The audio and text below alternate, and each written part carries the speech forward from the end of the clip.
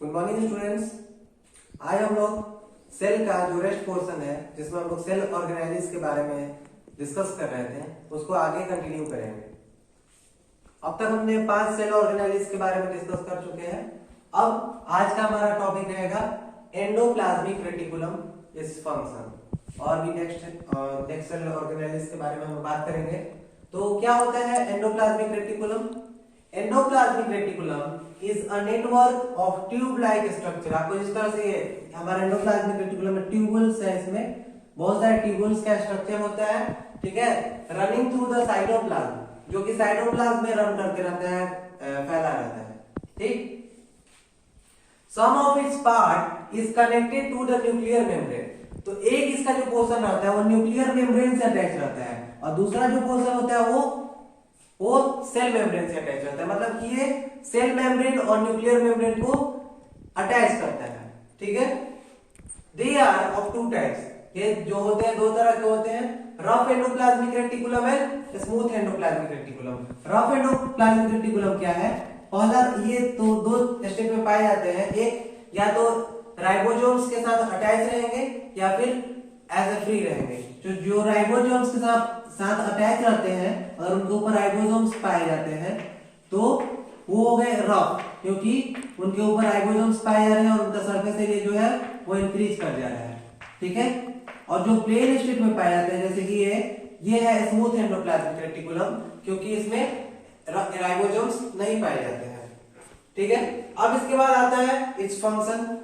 Main endoplasmic reticulum का function है as transportation, ठीक है, ट्रांसपोर्ट करना इसका फंक्शन होता है। तो चलिए आते हैं। First number, it increase the surface area of cytoplasm for various metabolic activities. ये साइटोप्लाज्म का सरफेस एरिया जो है उसको बढ़ाता है ताकि बहुत सारे मेटाबॉलिक एक्टिविटी जो है सेल के अंदर का वो हो सके एंड प्रोवाइड इंटरनल सपोर्ट। और इसके अलावा सेल को इंटरनल सपोर्ट भी ये प्रोवाइड कराता है, ठीक है। Second number, it help in synthesis, storage and transport of metabolic products. ये क्या मदद करता है? मेटाबॉलिक प्रोडक्ट्स के सिंथेसिस में, उसको बनाने में, स्टोर करता है और उसको ट्रांसपोर्ट भी करता है, ठीक है। इसके बाद दो तीन तरह की जो राइबोस जो अलग अलग रेटिकुलम होते हैं दोनों। Rough endoplasmic reticulum RER is associated with synthesis of protein. ये प्रोटीन चूंकि ये राइबोसोम्स को कंटेन करता है तो इसका मेन फंक्शन क्या होगा? प्रोटीन का सिंथेसिस, क्योंकि राइबोसोम्स भी प्रोटीन को ही सिंथेसिस करते हैं। उसके बाद smooth endoplasmic reticulum secretes lipid, fat को सीक्रेट करता है, लिपिड को, which along with protein constitute cell membrane. जो फैट है प्रोटीन के साथ मिलकर क्या बनाता है? सेल मेम्ब्रेन को कंस्टिट्यूट करता है, उसको बनाता है, ठीक है। लास्ट इसका फंक्शन क्या है स्मूथ एंडोप्लाज्मिक रेटिकुलम का? Smooth endoplasmic reticulum SER plays crucial role in detoxifying many poisons and drugs। बहुत सारे ऐसे पॉइजन्स हैं जो हमारे शरीर के अंदर इंटर कर जाते हैं या फिर ड्रग्स, दवाएं, तो उनके डिटॉक्सिफाइंग मतलब डिटॉक्सिफाई उनको करता है, उनके पॉइजनस टॉक्सिक इफेक्ट को कम करता है, ओके। नेक्स्ट हमारा टॉपिक है 7th नंबर का सेल ऑर्गेनाइजेशन जिसका नाम है लाइसोसोम। लाइसोसोम क्या होता है? Lysosome are sac like small spherical single membrane. कैसे होते हैं? सैक लाइक यानी कि झोले की तरह या बोरा की तरह होता है और सिंगल मेम्ब्रेन स्फेरिकल टाइप का स्ट्रक्चर होता है, ठीक है। बाउंडेड वेसिकल, वेसिकल जैसे कि हम लोग देखे थे कि गोल्गी एपरेटस के ऊपर वेसिकल था, तो उसी तरह से गोल गोल वेसिकल्स की तरह ये होते हैं। which contains enzymes, जो कि एंजाइम्स को कंटेन करते हैं, ठीक है। these enzymes are synthesized in the RER यानी कि रफ एंडोप्लाज्म में एंजाइम्स का सिंथेसिस होता है, ठीक है। और इसके बाद brought to गोल्गी कॉम्प्लेक्स, और इसके बाद ये कहां पे आते हैं? गोल्गी कॉम्प्लेक्स में। और जबकि हम जानते हैं गोल्गी कॉम्प्लेक्स का क्या काम है? सीक्रेशन। तो वो एंजाइम्स को वेसिकल्स के फॉर्म में सीक्रेट करते हैं। और गोल्गी एपरेटस का एक और फंक्शन था सिंथेसिस ऑफ लाइसोसोम्स। तो लाइसोसोम्स एट लास्ट कहां से सिंथेसिस होते हैं? गोल्गी एपरेटस के थ्रू। तो ये क्या फंक्शन करते हैं? लाइसोसोम्स क्या फंक्शन करते हैं? They help in breaking down of large molecules of the cell. जो मॉलिक्यूल सेल में डाइजेस्ट नहीं हो पाते हैं, लार्ज मॉलिक्यूल्स होते हैं, फैट के मॉलिक्यूल्स होते हैं, उनका डाइजेशन लाइसोसोम्स में ही होता है। Second number, they work in defence against bacteria and viruses. अगर कोई बाहरी एक्सटर्नल फोर्स हम पे अटैक करते हैं, हमारे सेल के अंदर इंटर करता है, तो इस केस में उससे फाइट करने का काम हमारे सेल की आर्मी होती है, ये फाइट करती है कोई भी जर्म्स या फिर पैथोजेंस हमारे शरीर के अंदर इंटर करते हैं। तो इसके बाद during starvation lysosomes act on their own cell organelles and digest them. अगर स्टार्वेशन केस होता है, सेल का डेथ का टाइम आ जाता है, तो उस केस में क्या होता है, या फिर सेल अब मुरझा रहा है, उसमें वाटर की लॉस हो रही है, तो इस केस में क्या होता है, लाइसोसोम्स एक्ट करते हैं अपने ही सेल ऑर्गेनेलिज पे और उन्हें खाना शुरू कर देते हैं। ठीक है, this results in cell death. और जब सेल ऑर्गेनेलिज ही नहीं रहेंगे तो सेल का लास्ट में क्या हो जाएगा, डेथ हो जाएगा।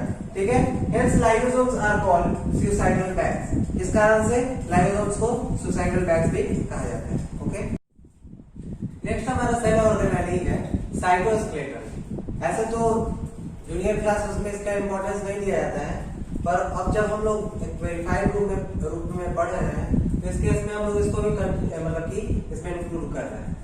ठीक है, तो साइटोस्केलेटन दो टाइप के होते हैं। फर्स्ट है माइक्रोट्यूब्यूल्स और दूसरा है माइक्रोफिलामेंट्स। माइक्रोट्यूब्यूल्स क्या होते हैं, माइक्रोट्यूब्यूल्स आर हॉलो ट्यूब्यूल्स। ये छोटे छोटे पतले पतले पाइप होते हैं जिनमें हॉलो होते हैं, मतलब कि अंदर से खाली होते हैं। ठीक, and made up of protein. ये एक तरह के प्रोटीन से मिलकर बने होते हैं जिसका नाम है ट्यूबुलिन। ट्यूबुलिन नाम के प्रोटीन से बने होते हैं। They form centrioles, flagella and cilia. ये सेंट्रियोल जो बनते हैं सेंट्रोजोम में, और फ्लैजिला जो पूंछ होता है बैक्टीरिया वगैरह का, और सिलिया पैरामीशियम का हेयर लाइक स्ट्रक्चर, ये सभी के फॉर्म करने में माइक्रोट्यूब्यूल्स की अहम भूमिका होती है। Second number microfilaments are thinner filaments. ये पतले फिलामेंट्स होते हैं but they are solid rods. ये कैसे होते हैं, सॉलिड होते हैं, मतलब इनके अंदर जगह खाली नहीं होता है, ये प्योर मतलब कि भरे होते हैं, डेंस होते हैं।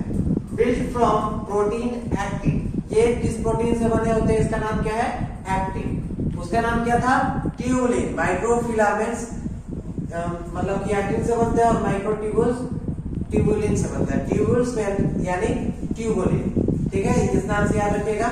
और लास्ट हमारा सेल ऑर्गेनेली है वैक्यूल। इसके बाद हम लोग सेल मेम्ब्रेन के बारे में पढ़ेंगे। उसको भी सेल ऑर्गेनेली मानते हैं, पर वो कंट्रोलिंग यूनिट होता है, इसलिए एज ए होल उसको पढ़ते हैं।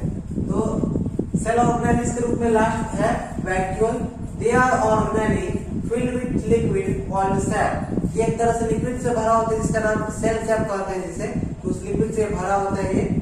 And are membrane bound. और इनके चारों तरफ एक मेम्ब्रेनस स्ट्रक्चर लगा रहता है, मतलब सेल के साइटोप्लाज्म और इनके सेल सैप के बीच में एक मेम्ब्रेन होता है। ठीक है, they occupy major portion of plant cell. ये प्लांट सेल में बहुत ज्यादा पोर्शन, करीब 90% एरिया कवर कर लेते हैं ये।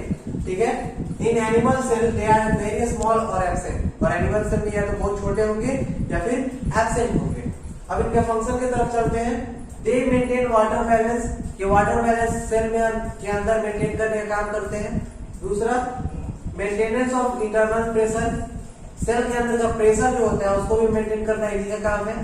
और third number, they store various substances including waste products. Amoeba के केस में आपको याद होगा कि अमीबा कैसे फूड ईट करता है, तो अमीबा धीरे धीरे फूड को ईट करते हैं और फूड क्या बन जाता है, वैक्यूल के अंदर बंद हो जाता है। बाद में उस पर एंजाइम्स वर्क करते हैं और डाइजेशन होता है। सेम केस, जब लास्ट में फूड डाइजेस्ट हो जाता है, एब्जॉर्प्शन हो जाता है, तो उसमें वेस्ट प्रोडक्ट्स बच जाते हैं। इसी को कहते हैं वेस्ट प्रोडक्ट वाला वैक्यूल। तो वैक्यूल अलग अलग तरीके ऑब्जेक्ट मतलब कि सब्सटेंस को स्टोर करता है। ठीक है, ओके।